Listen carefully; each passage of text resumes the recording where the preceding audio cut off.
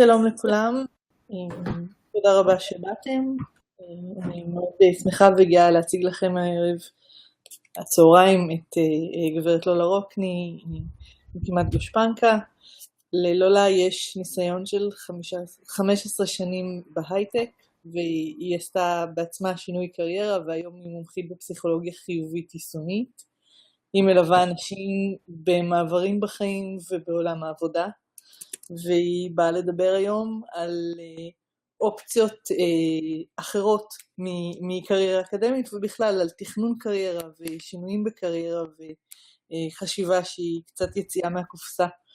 אז לולה, אנחנו מתכננים את זה המון זמן, ואני נורא שמחה שסוף סוף הגענו לזה. אני משתיקה את עצמי והבמה שלך, ואני כמובן כאן לתקלות, שאלות, הערות. אוקיי. מעולה, אז תודה סיגל, ואני מאוד שמחה להיות כאן הערב. הנושא של איך פוסט-דוק שרוצה לחזור לארץ מסתדר ומוצא קריירה קרוב ללב שלי בגלל שתי סיבות. אחת, אני בעצמי עשיתי שינוי רציני בקריירה, התחלתי את חיי, כמו שסיגל אמרה, כמהנדסת תוכנה, והיום אני במקום אחר לגמרי. ודבר שני, גם בעלי היה פוסט-דוק בארצות הברית, וחווינו את הקשיים והאתגרים ברילוקיישן ואת החזרה לארץ. אז זהו, אז בואו נראה. אז מה שאנחנו נעשה היום זה נראה איך בונים מסלול קריירה מספק אישית וכלכלית לאורך זמן. ואתם בעצם למדתם יותר מ10 שנים כדי להגיע לאיפה שאתם היום.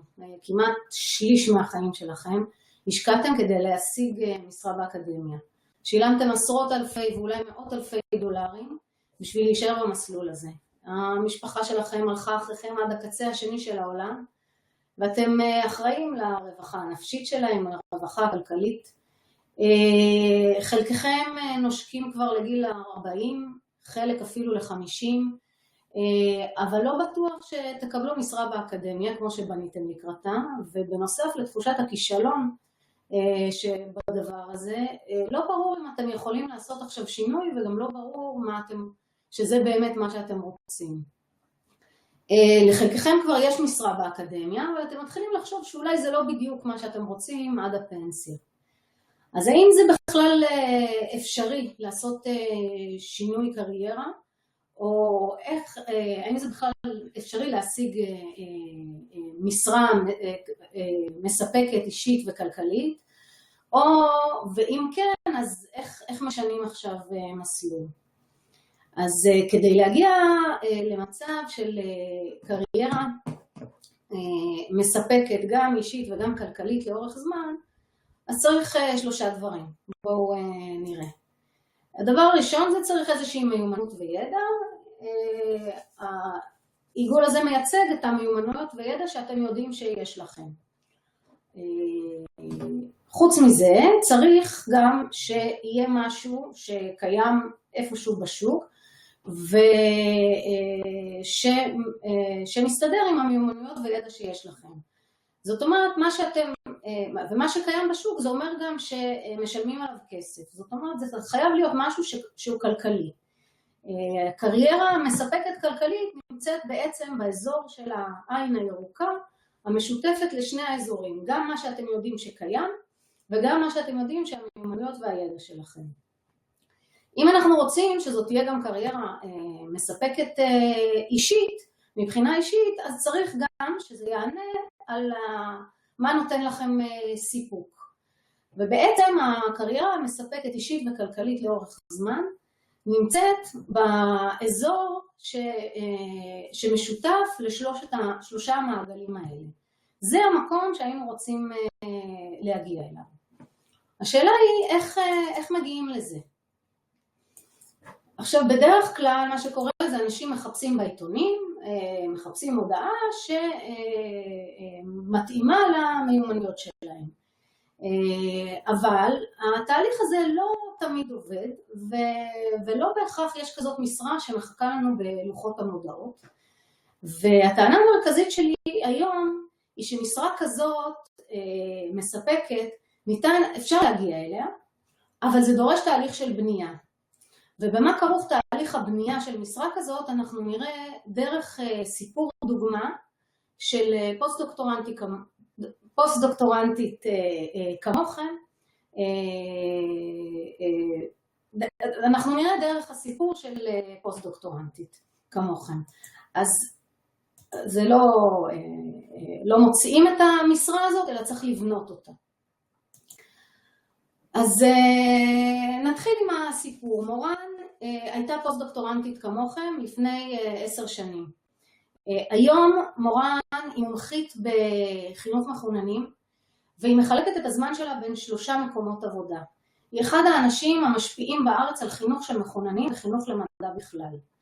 והנה מה שהיא אומרת. היא אומרת, אני מסופקת בצורה בלתי רגילה, 7 שנים אני בתחום החינוך וממש נהנית. אני מאוד מאושרת שעשיתי את השינוי. מורן מעידה גם שהיא מרוויחה היום הרבה יותר כסף ממה שהיא הייתה מרוויחה אם הייתה נשארת במחקר. אז איך היא עשתה את זה? אז בואו נשמע רגע את הסיפור של מורן, ונראה מה הלקחים שאפשר ללמוד מהסיפור הזה. הלקחים האלה הם כלליים לכל אדם שרוצה לעשות שינוי קריירה. אני בחרתי את הסיפור של מורן בגלל שהוא מייצג, לא בגלל בהכרח הפרטים, ולא בגלל שרק מי שרוצה להגיע לחינוך צריך להיות שם. אז מהסיפור שלה וסיפורים שאני אשזור תוך כדאי ללמוד את העקרונות שהובילו את האנשים האלה. עכשיו, השם שלה הוא לא מורן, זה שם בנדוי, אבל הפרטים בסיפור הם נכונים עד כדי להסתיר את הפרטים שלא יזהו אותה. אז איך היא הגיעה לשם? לקראת סוף הפוסט שלה, מורן התלבטה האם היא מחפשת במדע או עוברת לתחום אחר. היא מאוד נהנתה מהפוסט, רצתה להמשיך במחקר, אבל פתאום התחילו לה כל מיני ערעורים, והיא אמרה האם אני רוצה להמשיך במדע או בתחום אחר. וכשהיא ניסתה לחשוב על תחום אחר, היא חשבה כמובן על מה הדברים שהיא אוהבת לעשות, או במילים אחרות מאיזה פעילות היא נהנית בעבודה. מה שהיא בעצם ניסתה לעשות זה לענות על השאלה של מה נותן לה סיפוק. אז בואו נדבר רגע על איך עונים על שאלה כזאת. קרה לכם שהתעסקתם במשהו והייתם כל כך שקועים שרק כשמשהו הפריע לכם הסתכלתם בשעון ופתאום אתם רואים וואו, עבר המון זמן, לא שמתי לב. קרה לכם? בפסיכולוגיה קוראים למצב הזה flow, זרימה. flow זה מצב שבו גם כשאתה עושה מאמץ, בעצם flow זה מצב שבו עושים עבודה מאומצת, אבל לא מרגישים את המאמץ. מה שמעניין במצב הזה זה שבדרך כלל כשאנחנו חושבים על מאמץ אנחנו אומרים אוקיי, כשנסיים את המאמץ אנחנו נהיה עייפים. אבל במקרה של flow, המאמץ הפיזי או המנטלי שאנחנו עושים, בסופו אנחנו יוצאים מלאי אנרגיה. יש אנשים שחווים את זה כשהם עושים ספורט, יש אנשים שחווים את זה כשהם יושבים במעבדה ועושים איזה ניסוי, יש כאלה שחווים את זה כשהם מדברים עם חברים. אני למשל, כשאני מבשלת, אני יכולה להיות בפלואו, אני לא שמה לב שום דבר מה קורה מסביבי.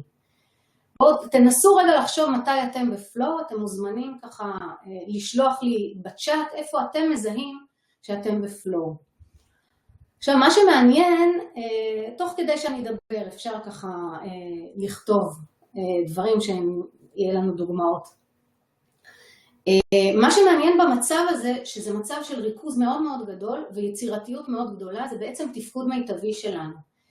וגם המוטיבציה שלנו היא מוטיבציה פנימית. הרבה אנשים כשהם נמצאים בפלואו, אחר כך הם אומרים, אני אעשה את הדבר הזה גם אם לא ייתנו לי כסף, גם אם לא יהיה לי שם אחרי זה, גם אם אני לא אקבל שום גמול חיצוני, אני רוצה להמשיך לעשות את הדבר הזה.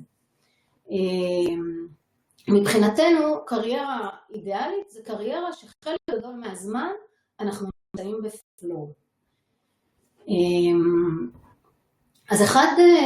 אז בואו נחזור רגע למורן. מורן לא ידעה על המונח הזה, פלואו, אבל היא הבינה שכיף לה כשהיא מלמדת סטודנטים, שהיא נמצאת בפלואו באופן אינטואיטיבי, היא הבינה שהיא נמצאת בפלואו כשהיא מלמדת סטודנטים, והכיוון הזה נתן לה איזשהו מצפן לאני רוצה יותר מזה.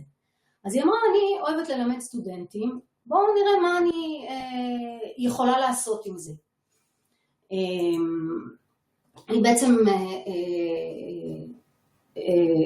זה התשובה שהייתה לה למה הדברים שהיא אוהבת לעשות, איזה פעילויות היא אוהבת לעשות. עכשיו, מה שקורה הרבה פעמים, אנשים שמחפשים משרה, מה שהם עושים זה מחפשים בעיתונים את המודעות, מחפשים את המיומנויות שמתאימות, ורואים אם יש התאמה. מה שמורן עשתה זה היא הכניסה את המעגל השלישי של מה נותן לה סיפוק, והתחילה משם. היא בעצם אמרה בואי נבדוק מה נותן לי סיפוק, ועכשיו מתוך זה נחפש איך אפשר לסדר את העבודה שתתאים לי. ולא איך אני מסתדרת ומתיישרת לפי מה שיש וקיים בשוק. מה שקיים בעיתונים. אז בעצם היא אמרה, אוקיי, אני אוהבת ללמד את הסטודנטים, אולי אני באותה תקופה, גם הבנות שלה נכנסו לבית ספר, היא פתאום הכירה בארצות הברית כל מיני סוגים וגישות חינוכיות, חינוך פתוח, חינוך דמוקרטי, וזה מאוד מאוד עניין אותה.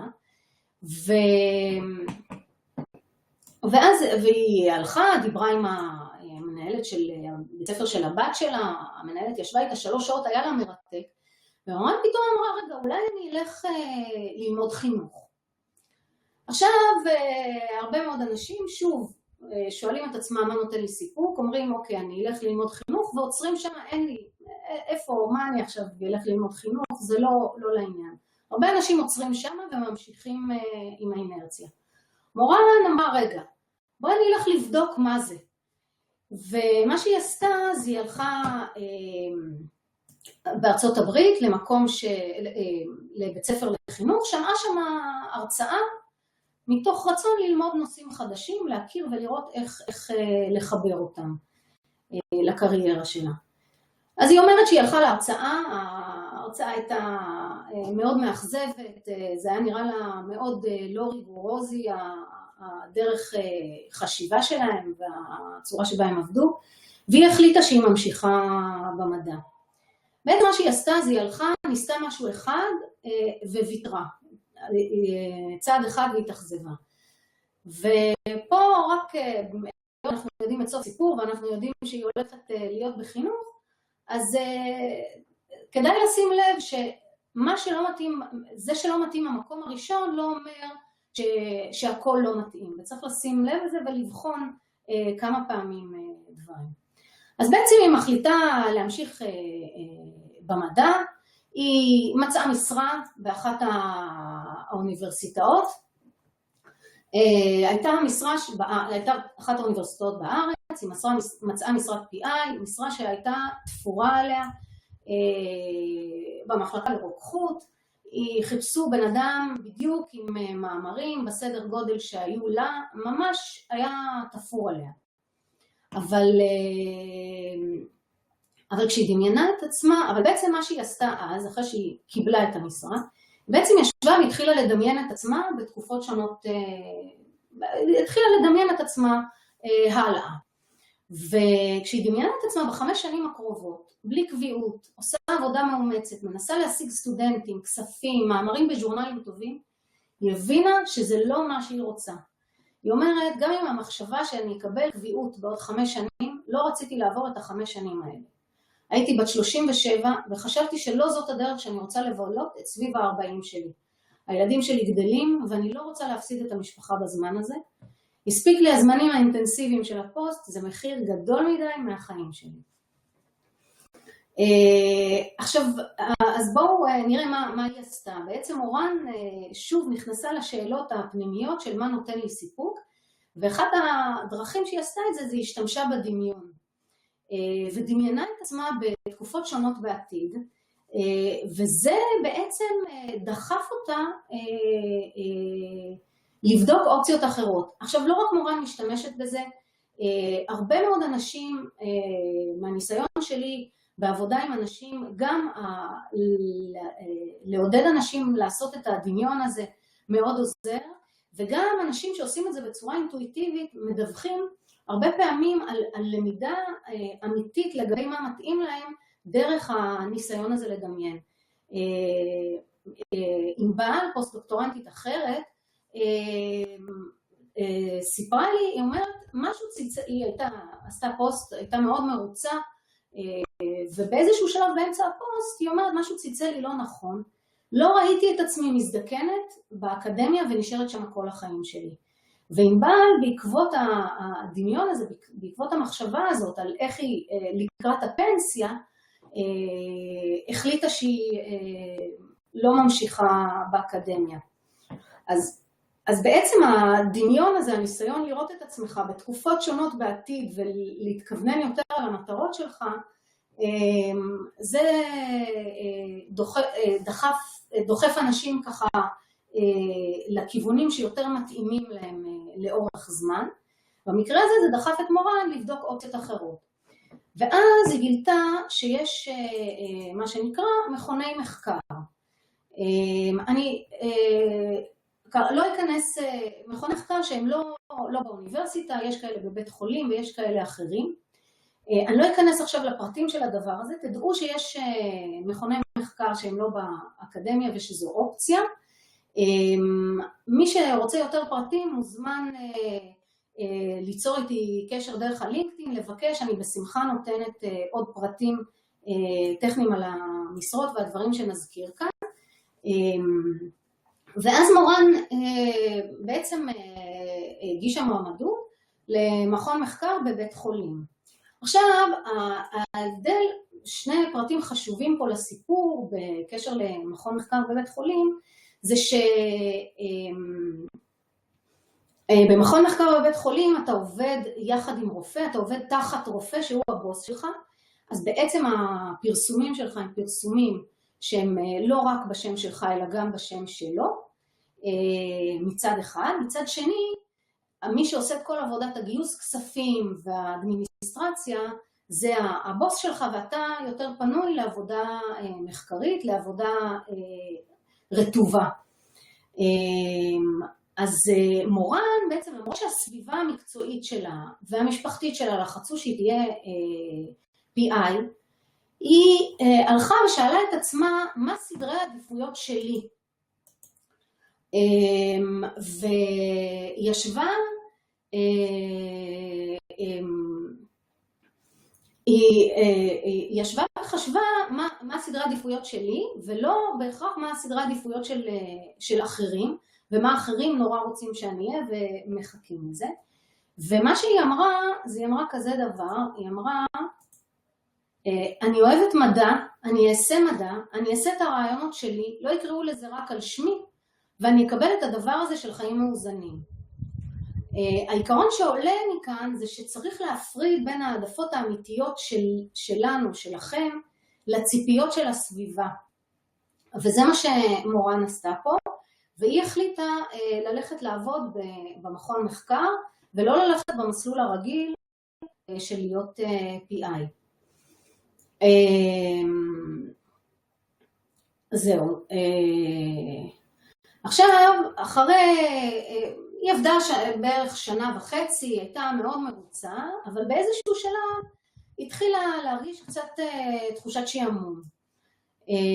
ואז היא חיפשה כל מיני דרכים איך לשנות את זה, היא העסיקה יותר את הסטודנטים בעבודה הרטובה, קצת נמאס לה מהעבודה הרטובה, אבל היא המשיכה יותר בתכנון, בכתיבה, היא שינתה את נושא המחקר כדי לראות, לייצר עניין, עשתה עוד כל מיני דברים יצירתיים כדי להתמודד עם האי נוחות, אבל עדיין הדברים האלה עזרו כל פעם לתקופה קצרה, ואחרי זה שוב חזרה תחושת השעמום והאי נוחות, והיא התחילה לחשוב שוב על מה עוד היא רוצה בחיים. ואז היא התחילה להיזכר בכל מיני חלומות שהיו לה, וכל דבר היא בעצם דחתה, אמרה לא עכשיו, זה לא מתאים, אני בעומס. היא חשבה לעצמה, אני אוהבת ספרות אנגלית, אבל איך אני אלמד עכשיו ספרות אנגלית ומה אני אעשה עם זה? אני אלמד את זה בפנסיה. היא חשבה על זה שהיא נגנה כילדה בחליל צד ורצתה לחזור לזה, אבל מה היא יכולה לעשות עם חליל צד? בשביל מה? זה בפנסיה. ואז היא מספרת שהיא נזכרה באבא שלה, שכל החיים עבד בתעשייה ותמיד אהב היסטוריה, ואמר שכשהוא יפרוש הוא ילמד היסטוריה. אבל היא ראתה אותו פורש, וכשהוא פרש הוא כבר לא אהב היסטוריה. אז היא חשבה לעצמה שהיא לא רוצה שזה מה שיקרה לה. היא רוצה ליהנות מהחלומות שלה עכשיו, ולכן היא התחילה לנסות את כל הדברים שהיא אי פעם חשבה שהיא אהבה. היא הלכה ללמוד קורס בספרות אנגלית, היא חזרה לנגן בחליל צד עם מורה פרטי, אבל אף אחד מהדברים האלה היא לא הרגישה אחרי כמה חודשים שלגמרי מספק אותה.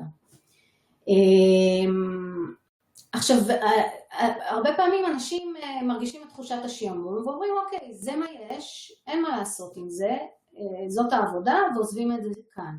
מה שמורן עשתה, היא בעצם, היא לא ויתרה על זה, היא לא נפנפה את זה, אלא בעצם היא הלכה וניסתה לבדוק את הדברים האלה, והלכה והתנסתה בעצמה, כדי לראות מה עונה לה על הצרכים שלה ומה לא. באיזשהו שלב, אחרי שהדברים האלה לא נתנו לה מענה, היא מימשה את החלומות שלה, אבל הדברים האלה לא נתנו לה עדיין מענה, היא לאט לאט הבינה שגם העבודה המחקרית לא מספקת את הסקרנות שלה, ומתוך זה היא למדה שמה שמעניין אותה זה לימודים ברמה אקדמית.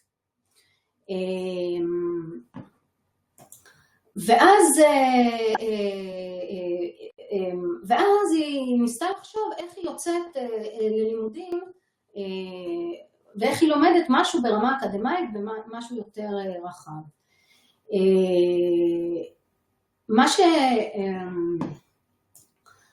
ואז מה שהיא עשתה, זה היא בעצם עשתה משהו שאף אחד לפניה לא עשה במקום שבו היא עובדת, זה לא היה מקובל.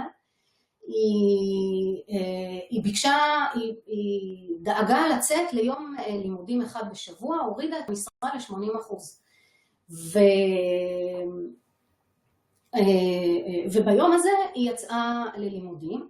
כשהיא ניסתה לחשוב על מה ללמוד, היא בעצם הגיעה לחינוך ממקום אחר. זאת אומרת, היא יצאה ליום לימודים בהוראת הביולוגיה, היא לא כמו בהתחלה שהיא חשבה על חינוך וחשבה על ללכת ללמוד גישות שונות ובעצם לעזוב לגמרי את מה שיש לה, את המיומנויות שיש לה בביולוגיה, אלא היא פה אמרה, רגע, אני אשאיר רגל אחת יציבה בביולוגיה, ורגע לשנייה אני אוסיף לזה את החינוך שנראה לי מעניין כרגע, ואני אבדוק את זה. ובעצם מה שהיא עשתה, זה היא השתמשה במיומנויות קיימות שיש לה, תוך כדי רכישה של חדשות להשלמה, ונוסף לזה היא יצרה תנאים להתנסות החדשה, היא ירדה ליום לימודים בשבוע, היא הורידה במשרה, ועוד דבר משמעותי, היא בעצם עשתה דברים שהם גם לא מקובלים. היא ניסתה, היא ביקשה, ניסתה, עשתה משהו שהוא לא מקובל, והצליחה. עכשיו בצד הזה היא גם רוכשת לעצמה כל מיני מיומנויות, אתם רואים זה העיגול הכחול שראינו במודל בהתחלה, היא רוכשת לעצמה עוד מיומנויות כדי להשלים את מה שיש לה, להרחיב לעצמה את האופציות. אחרי חצי שנה שהיא הייתה בקורס, היה שם זמן התנסות, היא החליטה שהיא רוצה, היא כל כך נהנתה מההתנסות בכיתות וללמד בכיתות וללמד מדע, שהיא החליטה שהיא רוצה לעזוב מדע פעיל והיא רוצה להיות מורה. בשנה אחרי זה היא כבר ידעה ליום אחד בשבוע במעבדה, רצתה עדיין לשמור על איזשהו עוגן במעבדה, אבל עוד שנה אחרי זה, היא כבר הייתה לגמרי בחינוך. אז זהו, עכשיו, כשאנשים מספרים על המסלול שהם עברו, הם הרבה פעמים מדברים רק על ההצלחות בדרך. וזה נשמע שהם ידעו את המסלול מראש ועשו אותו, כי אנחנו שומעים את זה בדיעבד.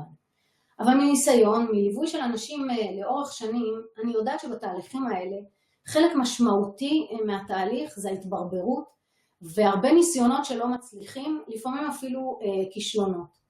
הניסיונות האלה הם חלק מהתהליך וממציאת הכיוון המתאים. מורן גם עשתה כל מיני ניסיונות שלא הצליחו. למשל, אחרי שהסתיימו הלימודים, היא ניסתה להתקבל לבית ספר שהיא מאוד רצתה לעבוד בו, והיא לא התקבלה. היא לא התקבלה בבית ספר אחד, היא לא התקבלה ב3 בתי ספר. אנשים אחרים היו אומרים, אוקיי, אז אולי זה לא מתאים לי, אני אעזוב את זה, בשביל מה, אני לא טוב בזה. מורן אמרה, אוקיי, לא התקבלתי, עדיין אני ממשיכה, ושוב, יצאה להתנסות, היא התקבלה בבית ספר עם אוכלוסייה מאוד קשה, היא אמרה, אוקיי, אני אקח את זה בשביל ההתנסות, אחר כך יהיה לי ניסיון. היא מספרת שהיא סבלה מכל רגע, אבל היא צברה ניסיון בשנה הזאת. עוד דברים שהיא עשתה, אז היא הלכה ללמד במכללה, שוב כדי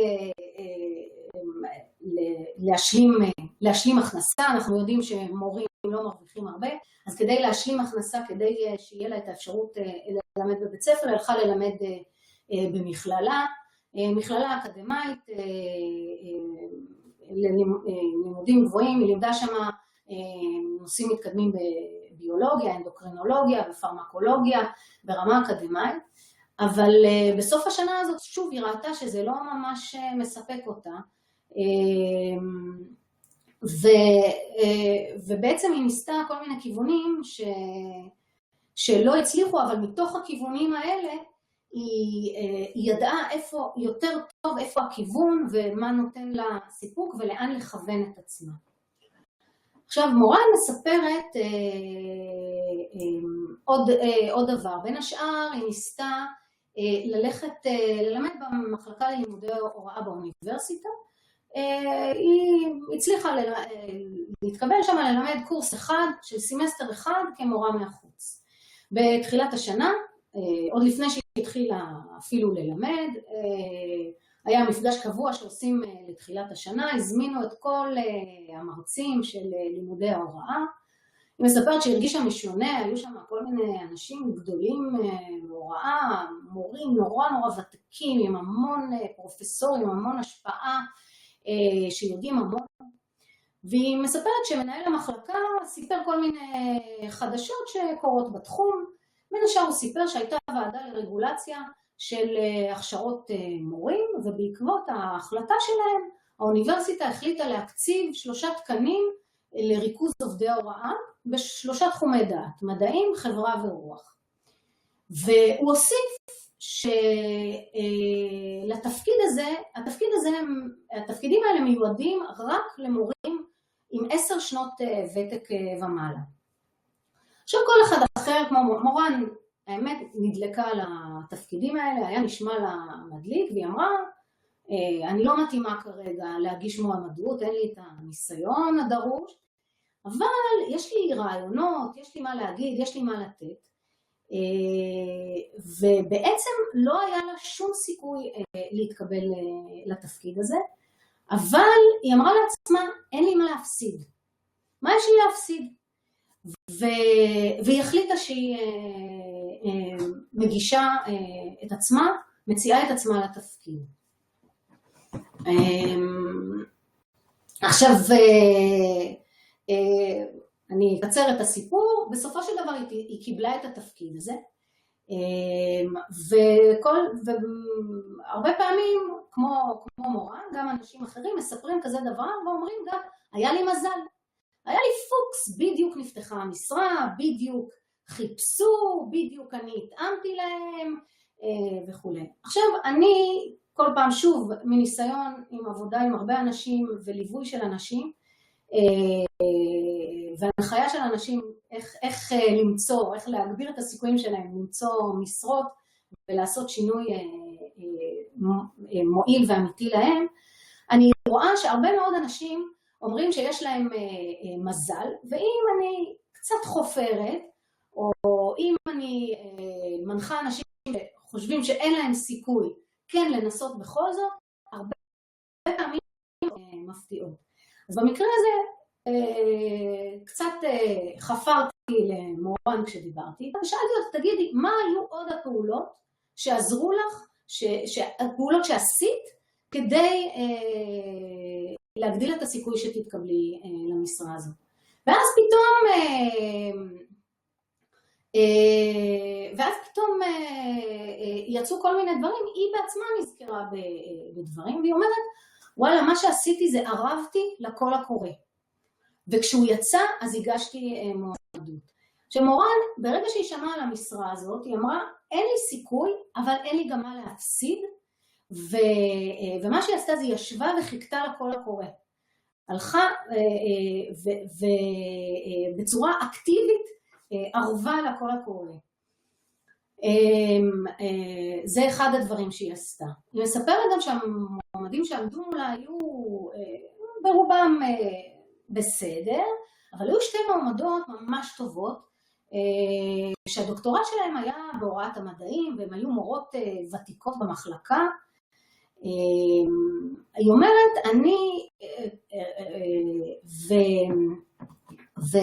ואז היו שני דברים שהיא עשתה. דבר אחד, היא אומרת, שמתי דגש על זה היא שמה דגש על זה שהיא הייתה חוקרת באפליקציה שלה, ומתוך זה כמה היא יודעת לעשות מדע ואיך היא יודעת ללמד מדע. היא לא התייחסה בעצם, במקום להתייחס לזה שהיא הייתה חוקרת כחולשה, היא בעצם מצאה את הייחודיות שלה והבליטה אותה, ומצאה את הדרך להתאים את זה לצרכים של האנשים שם. עוד דבר שהיא עשתה, זה בסוף הלימודים שלה הייתה מרצה אחת פרופסורית מכובדת, דמות מרכזית במערכת החינוך, שהייתה מאוד דמות מרכזית במערכת החינוך. היא לימדה את מורן, ומורן בסוף השנה, בסוף הלימודים רצתה לשמור איתה על קשר, והלכה למורה הזאת, והמרצה הזאת אמרה לה, תשמעי, לכי תתבשלי עוד כמה שנים, אחר כך תחזרי, נדבר.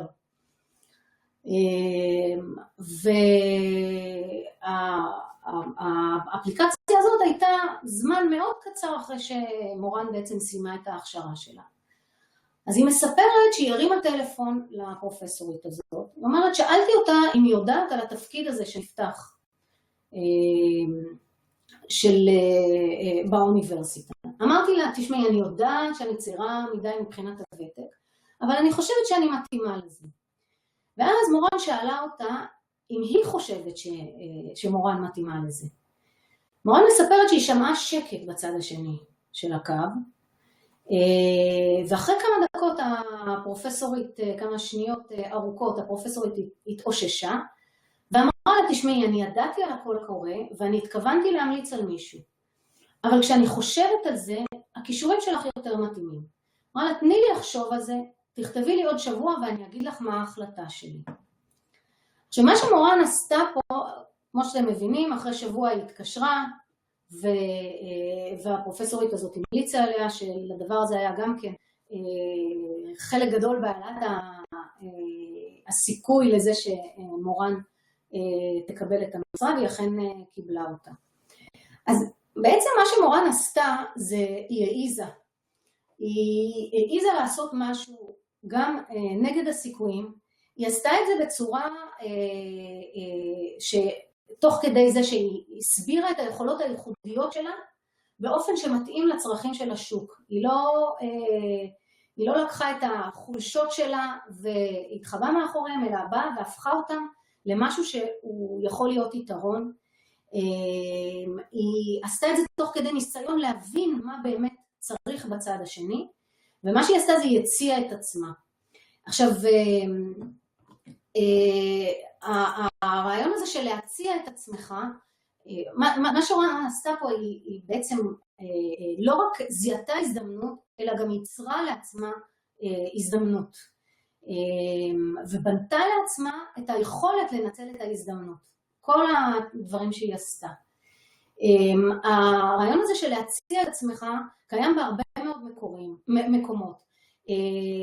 מישהי שעובדת במכון מחקר, כמו שסיפרתי לכם בבית חולים, אמרה לי, תשמעי, מגיעים אלינו המון אנשים ומציעים את עצמם. זה מצוין, אנשים באים, מציעים את עצמם, אני מתחילה לדבר איתם, אני מכירה אותם, הרבה פעמים יש מישהו שאנחנו מכירים, אני רואה מי הם, אני לומדת מהם, והרבה פעמים אני משתמשת, אני פונה לאנשים האלה כשאני מחפשת מישהו, כי אני כבר קצת יותר מכירה אותם. התחושה שאתה לא יכול להציע את עצמך, ולא יכול לדחוף, שאתה דוחף את עצמך, היא תחושה הרבה פעמים לא נכונה, שעובדת הפוך.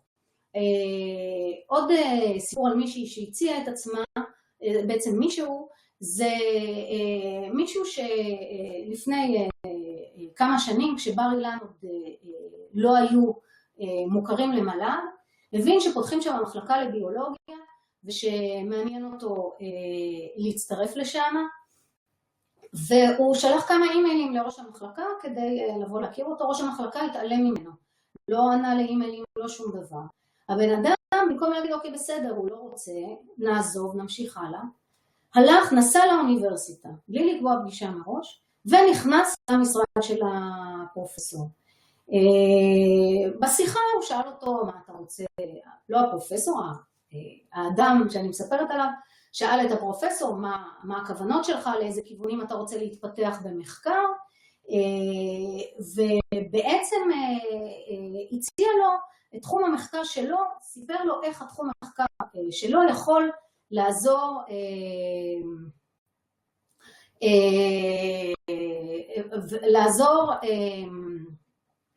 איך מה שהוא עושה יכול לעזור לפרופסור הזה בפיתוח של המחלקה. הפרופסור בכלל לא חשב על הכיוון הזה. כמה חודשים אחרי זה, משה, האדם שאני מדברת עליו, נכנס לאיזושהי משרת הוראה קטנה, וכמה חודשים אחרי זה כבר הציעו לו משרה, והוא פתח שם מעבדה. אז הרעיון שאני לא יכול להציע את עצמי, ואני לא רוצה לדחוף את עצמי, הרבה פעמים הוא רעיון לא נכון, זה הדרך של האנשים הבכירים יותר, או המנהלים, לראות איזה אנשים יש להם יוזמה, איזה אנשים יודעים מה היכולות שלהם, מבינים איך לחבר את זה לצרכים, והם מעריכים את זה מאוד. אז כמובן שאם אתה לא מתאים לא ייקחו אותך, אבל אם אתה כן מתאים זה דבר שיכול מאוד לעזור ומאוד לקדם אותך, וגם כמו שראינו בסיפורים האלה, לייצר לך הזדמנויות ואפשרויות שלא ידעת בכלל שקיימות ולא חשבת, ואף אחד גם לא פרסם אותם בעיתון בצורה שמתאימה לך. עוד אחד מהדברים שמורן מספרת, זה שהיא מאוד מאוד הייתה, מאוד מאוד מחוברת למה שהיא עושה. היא מרגישה שמה שהיא עושה מאוד מאוד נכון ומאוד חשוב. היא מלמדת ילדים בארץ שלכל ילד יש את הכוח לבדוק את הרעיון שלו, מה שנקרא חשיבת חקר. מחקרים מראים שכשמפתחים כזאת חשיבה אצל ילדים, ההישגים שלהם משתפרים, גם של ילדים טובים וגם של ילדים עם קשיים, ההישגים שלהם משתפרים בכל התחומים. אז אחד הדברים שעוזרים למורן לעשות את התפקיד שלה כל כך טוב, זה החיבור למשמעות של מה שהיא עושה. וזה גם כן משהו ששווה לשים לב ולחשוב על מה משמעותי בשבילי כשאנחנו הולכים לעשות משהו.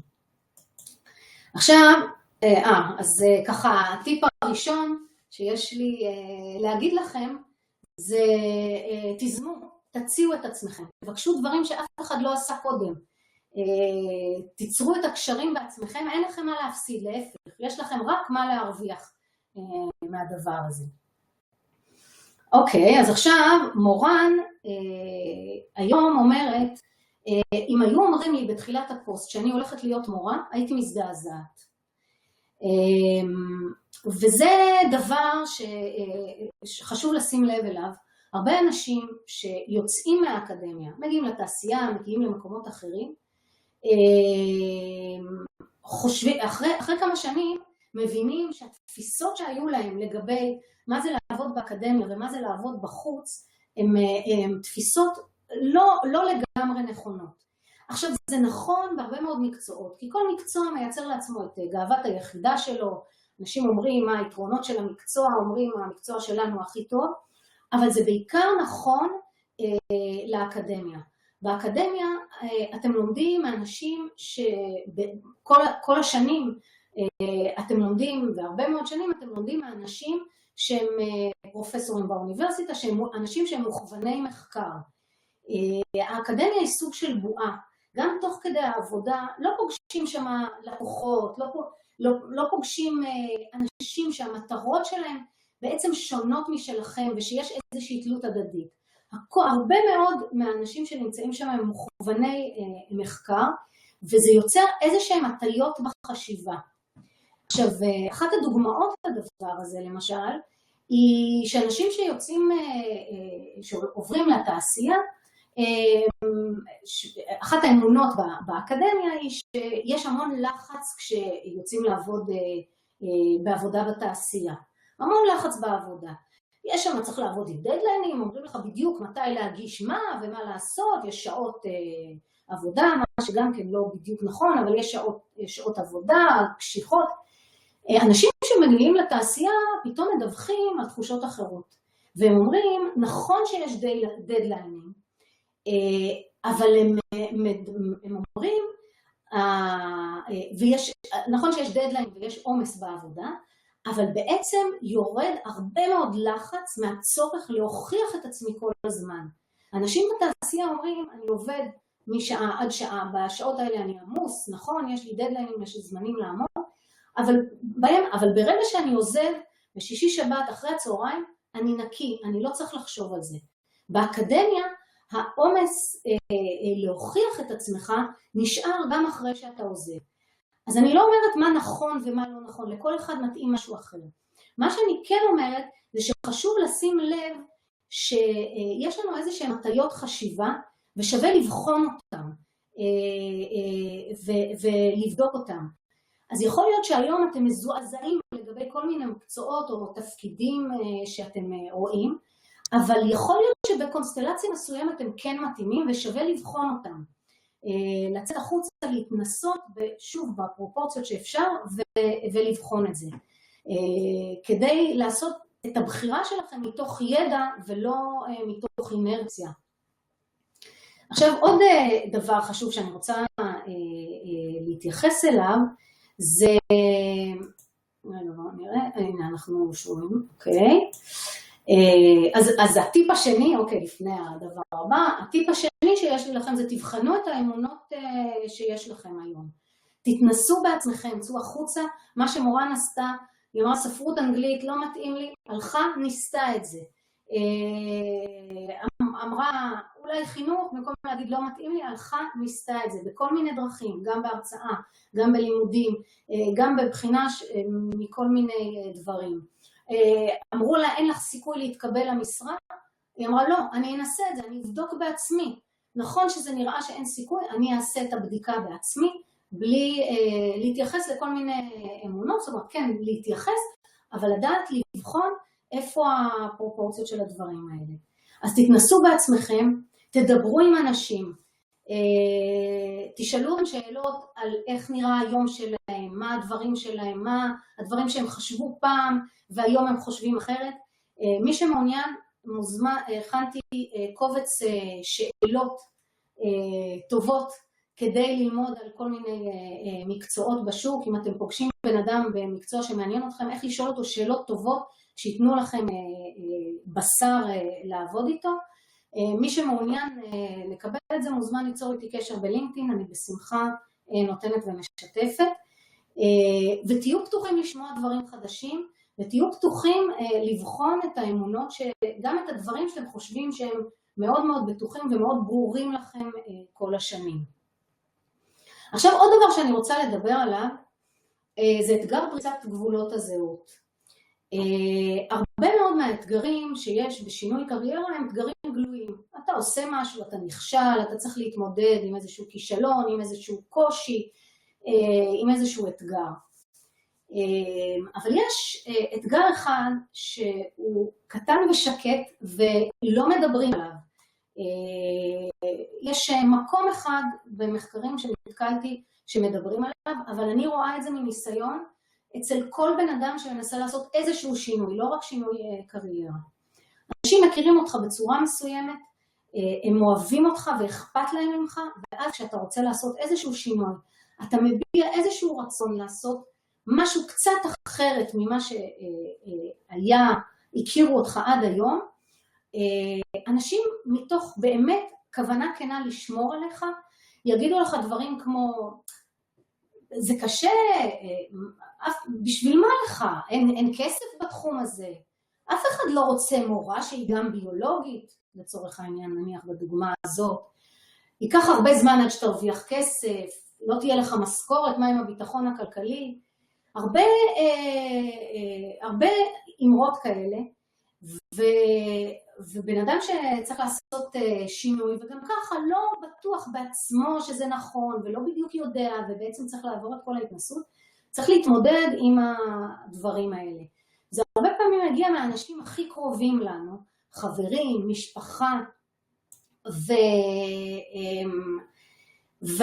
וזה אתגר שהרבה פעמים לא פשוט להתמודד איתו.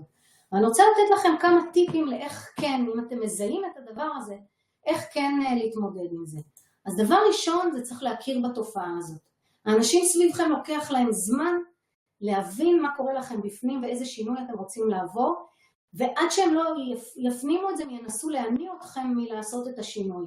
וזה בסדר, הם רוצים את טובתכם, הם חיים באותו מיליה, עם אותם סוגי אנשים, הם מכירים את אותם, הם חושבים אותו דבר על מה אנשים צריכים ועל מה משלמים כסף.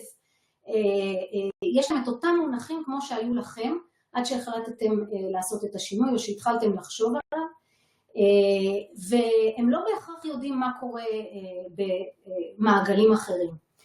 אז אחד הדרכים להתמודד עם זה להכיר בתופעה, לדעת שזה קיים. כשמישהו אומר לי לא, אל תעשה את זה, לא ישר לחשוב שטעיתי או ישר לחשוב שהוא יודע שבאמת אין מה לעשות, אלא ללכת שוב לבחון את הדברים האלה, להכיר בזה שיכול להיות שאנשים אפילו הכי קרובים לי לא ממש התלהבו ממה שאני רוצה, אפילו אם זה לטובתי.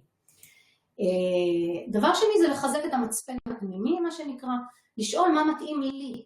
שוב, כמו שמורן שאלה מה סדרי העדיפויות שלי, לא מה סדרי העדיפויות של הסביבה, מה מתאים לי, לא מה מתאים לסביבה.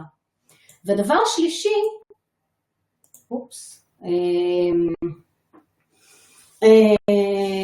זה לצאת החוצה ולהתערבב ולהכיר אנשים מחוץ למעגל הקשרים הרגיל. הרבה פעמים בתקופות של שינוי, האנשים אפילו מקבלים יותר תמיכה מאנשים שהם רחוקים להם, שנמצאים מחוץ למעגל הקשרים, מאשר מהאנשים הקרובים.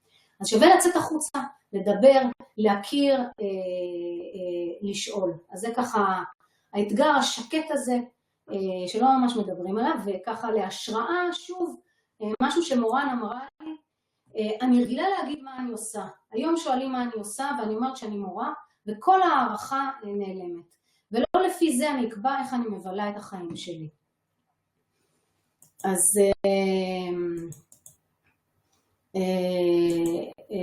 זה ככה לגבי מורן.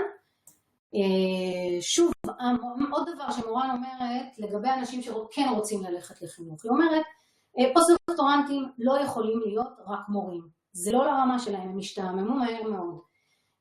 אנשים שכן רוצים ללכת לחינוך, צריכים להיות אנשים שהם מובילים פרויקטים, צריכים ליזום איזה פרויקט, להקים בית ספר, לחשוב על כל מיני תפקידים אחרים שהם יכולים להוסיף להוראה הרגילה, כדי שזה יספק אותם.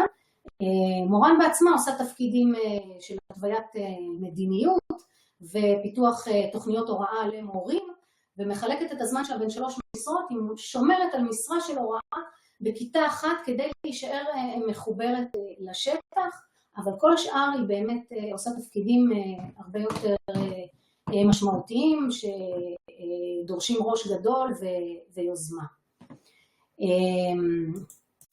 אז זה ככה לגבי מורן. עוד סיפור קטן לפני ש...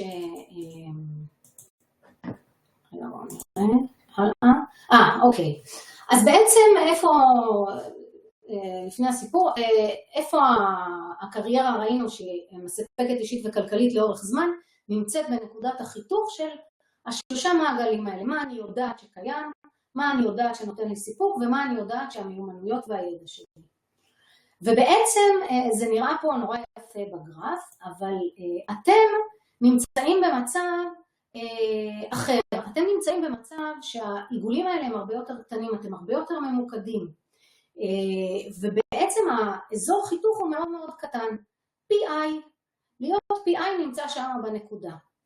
והמטרה שלכם היום זה ללכת ולהרחיב את המעגלים האלה כדי לייצר אזור חיתוך גדול יותר. מה זה אומר? זה אומר למשל במה קיים, מה אני יודע שקיים בשוק, איך אני מרחיב את מה אני יודע מה קיים בשוק.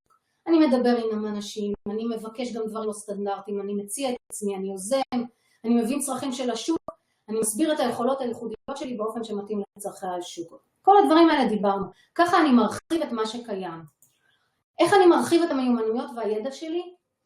שוב, אני לומד נושאים חדשים, אני יוצא להתנסויות חדשות, אני לומד מיומנויות של שוק העבודה, איך להציג את עצמי, איך להתראיין, איך להבין צרכים של אחרים, איך לדבר בשפות של מקצועות אחרים, מיומנויות מקצועיות שפחות מפותחות אצל פוסט-דוקטורנטים, כמו עבודה בשיתוף פעולה, עבודה בארגון, איך מתנהלים בארגון, איך מנהלים משאים ומתנים עם כל מיני סוגים של אנשים, שכן קיים, אבל לא באותו אופן שבתעשייה. לגבי להתראיין, שוב, פוסט-דוקטורנטית שעברה לתעשייה, מספרת שבמשך 2 בתוך הפוסט, היא הבינה שהיא רוצה לעבור לתעשייה, שהיא שקלה לעבור לתעשייה, והיא התחילה לעשות הרבה מאוד פעולות, הלכה לכנסים, ביומד, ביוטק, יש הרבה מאוד כנסים שמשלבים כל מיני ביולוגיה יחד עם התעשייה, שווה לכם לחפש בעיתונים וללכת לכנסים האלה, רק לראות מה זה.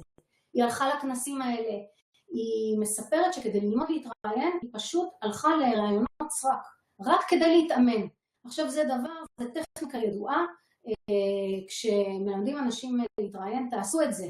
לא להתבייש, יש הרבה מאוד אנשים שמראיינים, וזה לא דבר נורא ללכת להתראיין גם לעבודה שאתה לא ממש רוצה, פשוט בשביל ללמוד תוך כדי מהתהליך. והדבר השלישי זה איך להגדיל את מה אני יודע על מה נותן לי סיפוק, זה בעצם לשאול את עצמי כל מיני שאלות, מתי אני בפלואו, איך אני מדמיין את עצמי בתקופות עתיד שונות, מה סדרי העדיפויות שלי, לשים לב ולפעול במקרים של אי-נוחות, להתנסות שוב, ולשאול מה משמעותי בעיניי. כל הדברים שדיברנו עליהם. ובעצם עוד טיפ שאני נותנת לכם בכניסה פנימה, זה תתחילו ממה נותן לכם סיפוק.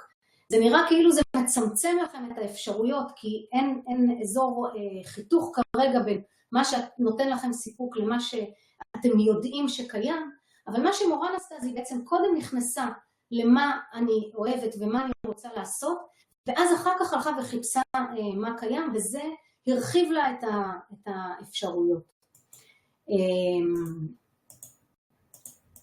אוקיי, אז איך זה עובד העניין הזה של להרחיב את המעגלים? ככה דוגמה, למשל מורן חשבה מה מאפשר לה להיות בפלואו, היא חשבה על חינוך, ובעצם המחשבה הזה והבחינה של זה, גדל המעגל של מה נותן לה סיפוק, ויצר נקודת חיתוך גדולה יותר, והכניס חינוך לביולוגיה לתוך האזור, שנמצא בתוך מה קיים, מה נותן לי סיפוק, והמיומנויות והידע שלי.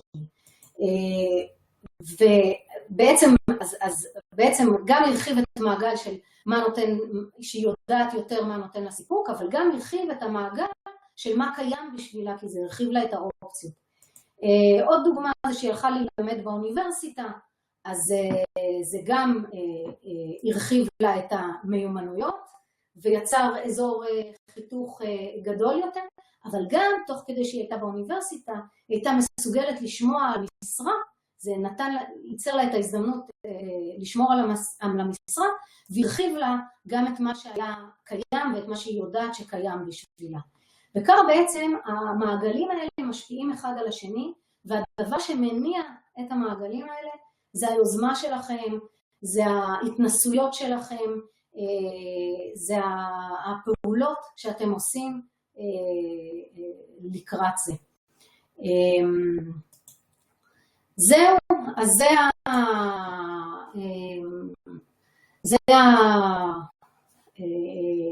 זה המודל שבאתי להציג לכם.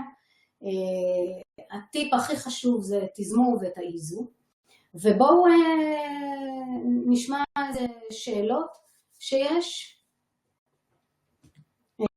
אני רואה, רגע נסתכל איזה שאלות שלחו, אתם מוזמנים לשלוח עוד שאלות.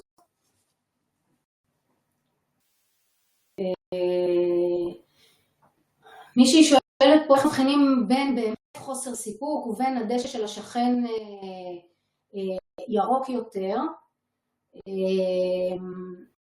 אז שוב, נתתי לכם כאן highlights ונקודות. יש, כמו שהפלואו הוא איזשהו סמן לאיפה אנחנו באמת, זה שלנו, והחשיבה הזאת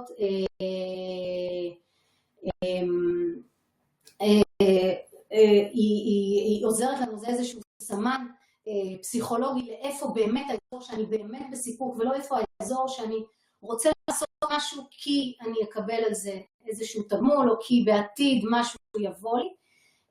יש עוד כל מיני סמנים כאלה, זה לא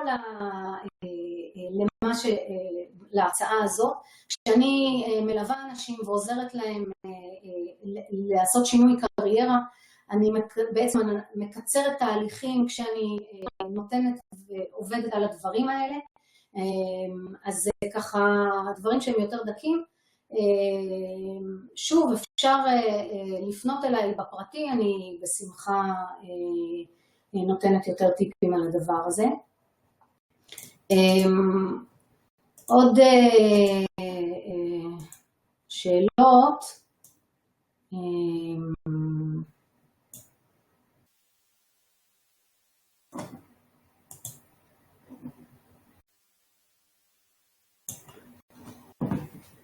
אוקיי. יש... לא, אני קופצת, סליחה, יש כן. כנראה איבדת בין שאלות אחרות. עלתה השאלה כלכלית, השאלה כיצד ניתן לבצע את המעברים הללו מבלי גב כלכלי והכנסה קבועה, במיוחד כשיש משפחה שזה הופך להרבה יותר מסובך. אוקיי. תראי, אוקיי, אז זה שוב, זה באמת, זה שאלה, וזו שאלה של תמרון. גם מורן כן הצליחה מהסיפור, אנחנו רואים שהיא הצליחה לייצר, זה בעצם דרך יוזמה ולנסות לייצר איזשהו איזון ואיזשהם התנסויות הולכות וגדלות בכיוונים שמעניינים. גם מורן, גם ענבל, הפוסט-דוקית השנייה שסיפרתי עליה, שתוך כדי הפוסט-דוק הלכה לכנסים, הלכה ולמדה ועשתה דברים שהם מעבר. זה באמת משימה מאתגרת, אין ספק, והיא דורשת יצירתיות. זה דברים שאפשר ככה לבחון אותם ולראות באמת במה מדובר בפרטים, מה בדיוק את מנסה לעשות, מה בדיוק המצב, איפה נמצאת, ואז הרבה פעמים, ואז לראות באמת איך זה אפשרי. יש לי הרבה פעמים אופציות שהן מחוץ לטווח הראייה שלנו, כשמישהו מקצועי מבחוץ מסתכל, אז אפשר לתת יותר עצות ויותר טיפים לאיך לעשות את זה. על השאלה באופן כללי, כן, זה באמת מאוד מאתגר, צריך יצירתיות. עוד שאלות שאת רואה, סיגל, שאני פספסתי? לא שאלות, אבל בהתחלה כשהתחלת ודיברת על פלואו, אז אמרת לאנשים לחשוב באיזה סיטואציה הם לחשוב, וטלי כתבה לנו ציור ושיעורי בית עם הילד, ואני חייבת להודות שגם אני, כשחשבתי לעצמי, אז עלה לי משהו שקשור יותר ביצירתיות ואומנות, ואני רוצה להרחיב את זה לשאלה קצת יותר רחבה של איך, את באת עם דוגמה של פלואו שהוא מאוד באמת הולך לכיוון מקצועי, מה קורה אם מזהים דברים שבאינטואיציה שלנו לפחות לא מתחברים ישר למקצוע או עבודה, לא רק למקצוע שלנו, בכלל לתעסוקה. אז הנה, גם כאן זה בעצם לא מורן, הפלואו הוא איזשהו סמן שלנו, זה הכיוון שצריך לחפש בו. זה לא בהכרח מביא לתשובה מיידית. גם אצל מורן הדוגמה, היא התחילה מלשאול עצמה מה אני אוהבת לעשות, והיא אמרה מה שאני אוהבת לעשות זה ללמד את הסטודנטים. אבל כמה היא כבר יכולה ללמד סטודנטים? התשובה לא הייתה שמה. מורן בתהליך בעצם יצרה את התשובה. הפלואו הוא איזשהו סמן, נותן לנו כיוון לאיפה לחפש, ושווה להתייחס אליו. אחר כך זה תהליך באמת של חיפוש ועבודה והתנסות, כדי להבין איזה מקומות באמת נותנים לי פלואו ואיזה לא. אבל זה לא בהכרח מובן מאליו. התהליך הזה הוא תהליך של חיפוש ותהייה של התכווננות והתאמה ויצירתיות של לחשוב כמו שראינו. אוקיי. טוב, אני רוצה להגיד תודה רבה לכל מי שבא, וכמובן לך לולה שבאת והשכלת אותנו. אני רוצה לנצל את ההזדמנות שכולנו כאן, ופתוחים לרעיונות חדשים של קריירה חלופית, ולספר שבעוד פחות משבועיים בשלישי, עוד קצת פחות משבועיים, יש לנו וובינר עם טל אור, שהוא יזם סדרתי עם הרבה מאוד ניסיון של הקמת עסקים בהייטק, במערכות מידע בביוטק, והוא גם מנהל מרכז סטארט-אפ של משרד העלייה והקליטה, והוא ייתן לנו את הוויז'ן שלו על איך עוברים מרעיון לחברת טק או לסטארט-אפ, גם בתחום ביוטק, לא רק הייטק, ביוטק, קלירטק, קלינטק, הטקים שהם יותר שלנו,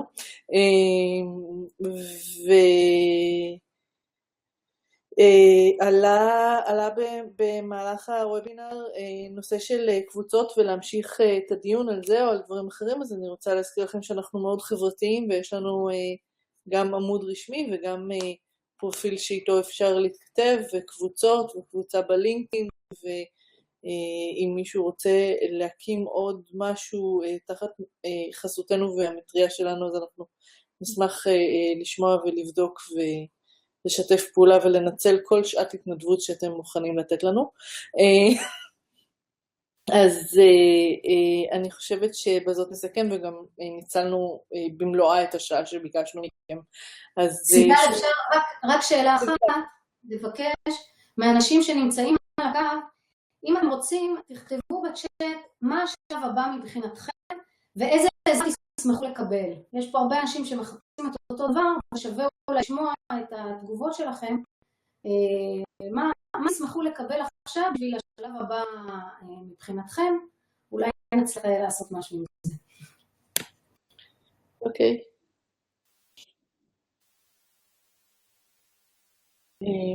טוב, אז מי שרוצה לכתוב כמובן מוזמן לכתוב, אני רואה שכבר התחילו עם תודות כמובן, אז גם אני שוב תודה גם למי שהגיע וגם ללולה. תודה רבה. המשך יום פורה ולילה טוב למי שבאזורנו. לילה טוב ובהצלחה לכולם, לכולכם.